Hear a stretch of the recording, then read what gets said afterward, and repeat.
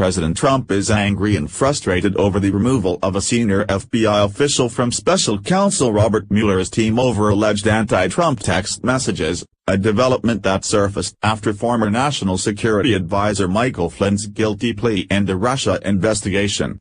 People close to the White House say Trump's frustration explains some of his tweets and statements lashing out at the FBI, but insist the president's team is not shifting its legal strategy in response to the probe. "When you see this partisan bend, there's a desire there to respond," said one former Trump transition and campaign official, who requested anonymity to talk about the probe. "You have the president pointing out the FBI needs to be free of this bias." The top FBI agent assigned to Mueller's probe into Russia's 2016 election interference, Peter Strzok, was reassigned over the summer because of text messages he allegedly sent to a woman that criticized Trump and praised Hillary Clinton. Trump and his allies used the story, which was published Saturday in the New York Times and the Washington Post, to bolster their argument the Russia investigation is merely a politically motivated witch hunt against the president.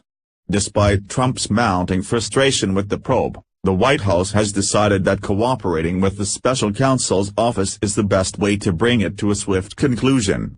Advertisement: President is not considering the most drastic measures to head off the investigation, such as a pardon of Flynn or axing Mueller. The president is definitely not considering pardoning Jen. Flynn or firing the special counsel, as he has repeatedly said over the past 5 months, said Ty Cobb, the White House lawyer charged with handling the Russia investigation. Multiple current and former White House officials have sat for interviews with Mueller's team of prosecutors, and the White House has turned over reams of documents to his office. Cobb has also sought to assure the president that the investigation will conclude by the end of the year or shortly thereafter. That approach is likely to continue, despite warnings from several of Trump's friends and allies that Mueller is endangering his presidency. At the same time, the president is attempting to muddy the waters by seeking to discredit the FBI's team of investigators as the Russia probe moves closer to the White House. In a string of tweets over the weekend, Trump argued Clinton received special treatment from the FBI and that the agency was damaged by former Director James Comey's leadership.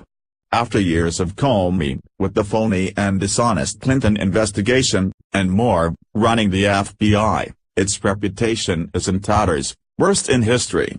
"But fear not, we will bring it back to greatness," Trump tweeted.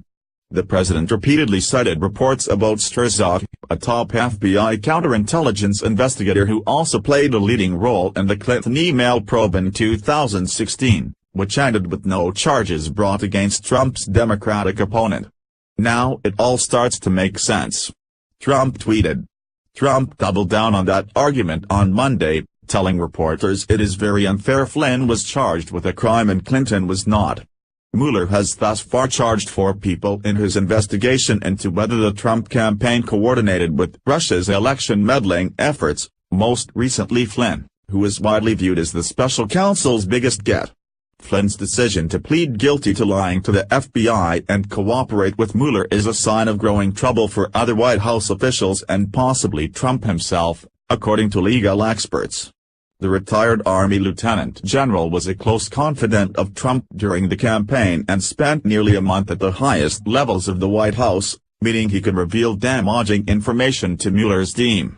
The president has repeatedly denied that he or anyone on his campaign colluded with Russia. But Mueller's probe has expanded its scope to look into possible obstruction of justice and financial crimes, too. In turn, some Trump allies are urging a more aggressive response from the White House to counter Mueller's investigation. Robert Mueller poses an existential threat to the Trump presidency, Chris Ruddy, a Trump friend and the CEO of Newsmax, said Sunday on ABC News This Week. Asked about White House lawyers' insistence the probe will wrap up quickly, Ruddy responded, "Well, I don't know what they're smoking. You get a picture that this investigation is out to get the president," he said. "And I'm actually concerned, that they're not going to be fair at the end of the day." That line of thinking is more in line with Trump's natural instinct, which is to punch back hard against his opponents. It's an attitude that dates back to his real estate career, when he was mentored by the hard-charging attorney Roy Cohn. But Trump's determination to keep talking and tweeting about the Russia investigation has frustrated some in the White House.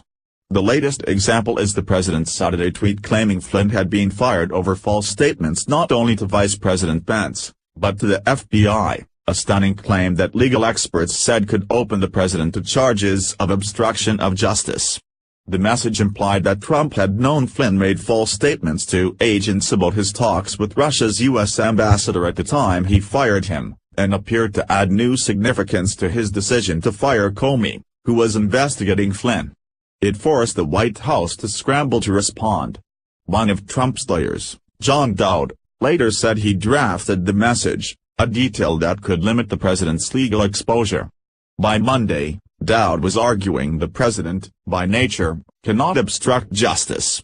The president cannot obstruct justice because he is the chief law enforcement officer under the Constitution's Article 2, and has every right to express his view of any case, the attorney told multiple news outlets.